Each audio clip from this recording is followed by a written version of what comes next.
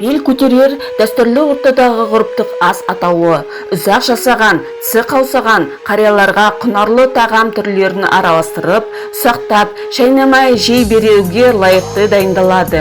Бел көтерер адамға мол күш беретін әрлі ас, көңілі жақын жандар арнайы дайындап, қарияларға алып келеді. Бел көтерер этномәдени жағынан мертіккен, қол-аяғы сынған адамдарға тез сауығуын тілеп, арнайы дайындалатын мертік ас деп аталатын ғұрыптық тағамға ұқсас.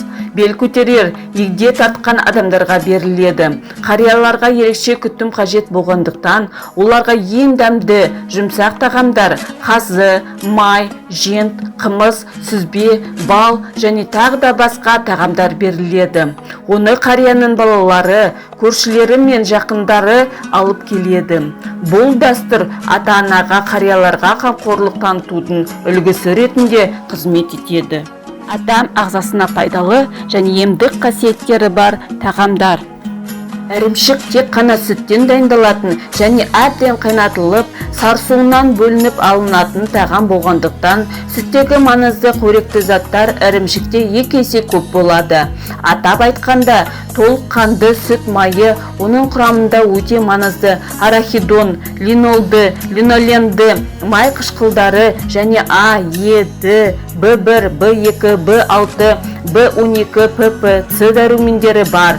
Сүттегі лактоза жүрек жүйке тамырларының қабілеттілігін арттырады.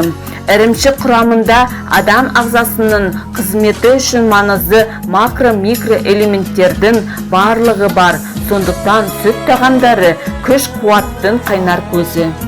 Ара балы тек тәтті тағам ғана емес, таптырмас ем.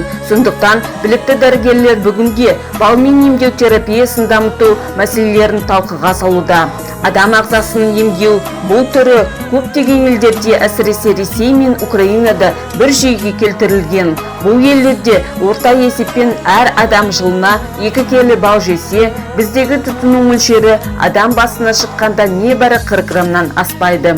Бал дәрі-дәрмек ішуден гөрі әлде қайда тиімді ем, әрі адам ағзасына өте пайдалы дейді дәрігерлер.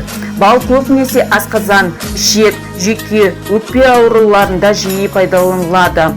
Ал әзірше антитерапия, яғни бал мен емдеу орталығы тек оңтүстік астанамыз Алматыда ғана бар.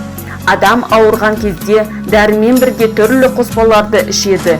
Бұл тіпті дұрыс емес. Мысалы, бір араның өзінен 7 түрлі өнім алынады екен. Егер ара балымен жыл бойы тамақтанатын болсақ, онда жүрек талмасына ұшырау, инсульт алу оқиғалары тіпті болмас еді. Адамның жүйке жүйесі де дұрыс жұмыс істейтін болады. Бие сүтінде және қымызда адамның денсаулығына керекті барлық дәрумендер бар. Әсіресе ол А, С және Д дәрумендеріне бай. 1 литр қымыз құрамында 200-260 мг С дәрумені бар.